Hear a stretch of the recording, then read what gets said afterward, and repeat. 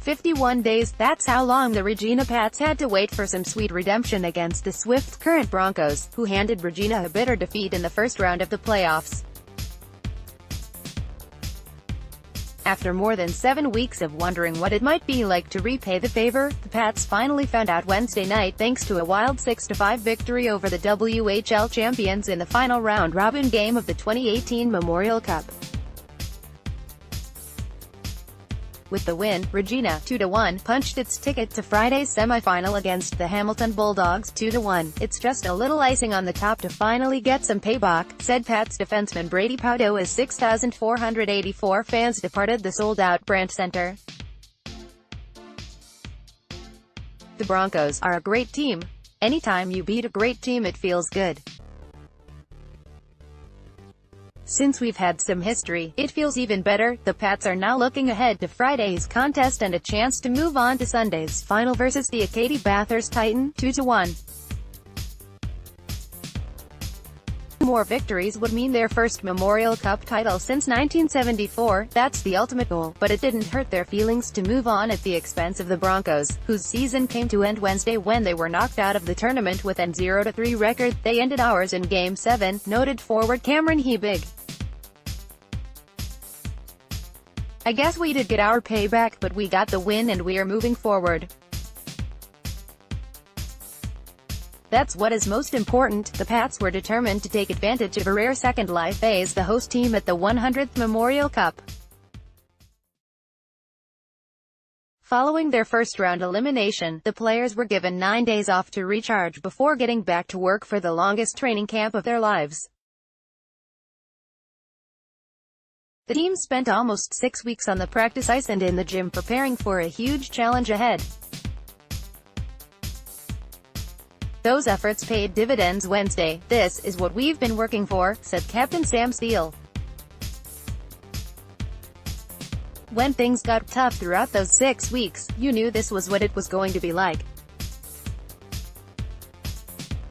We're having a lot of fun, but we're not even close to being satisfied. We still have to win 2 more games." Wednesday's triumph wouldn't have been possible without another big night from Regina's big line. Sam Steele tied a single-game Memorial Cup record with 5 assists while Nick Henry recorded a hat-trick and Hebig finished with a goal and a helper, each point contributing to a rare 6-goal outburst against Broncos goalie Stuart Skinner. "Being on that top line, we have to step up," noted Henry.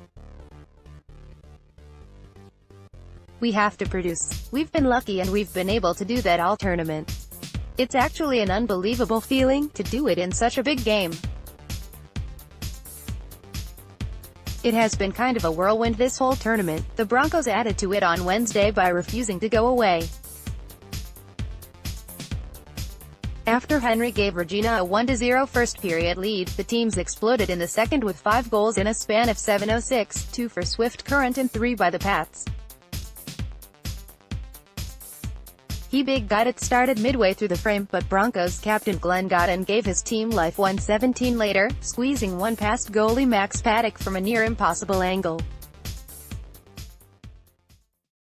The Pats responded with a short-handed goal from Henry, but Swift Current's back Mallinston added a power play marker just 23 seconds later. Henry completed his hat-trick with 2:25 left in the second and Bryce Platt appeared to seal the victory when he scored at 10:43 of the third to give Regina a 5-2 lead. As it turned out, he was just igniting a run of 5 goals in the final 9+ minutes. Swift Current's Alexei Heponiemi scored with 5:38 remaining, followed by Giorgio Estefan's goal with 2:49 on the clock to make it 5-4. The visitors were whistled for a subsequent too-many-men penalty and Regina's Librehaya capitalized with 1:37 left, restoring the 2-goal lead. Godden kept Swift Current alive when he replied on the power play with 49.5 seconds on the clock, but Regina was able to kill off the final seconds, earning a berth in the semi-final. "It got a little closer or wilder than any team would have liked," said Pats head coach, GM John Paddock, whose team was outshot 31-28. "We knew they would have a push and a response, they did. However, the Broncos didn't have quite enough left in the tank to complete the comeback in their 29th game of the postseason, the most of any team in the tournament. The kids never quit, said head coach Manny Deveros, whose team was without sniper Tyler Steenbergen due to a concussion.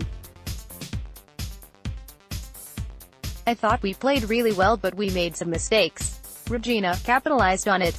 Our group was tired. When you get tired, you're going to make mistakes and you don't have that extra gear that we've always had through the playoffs.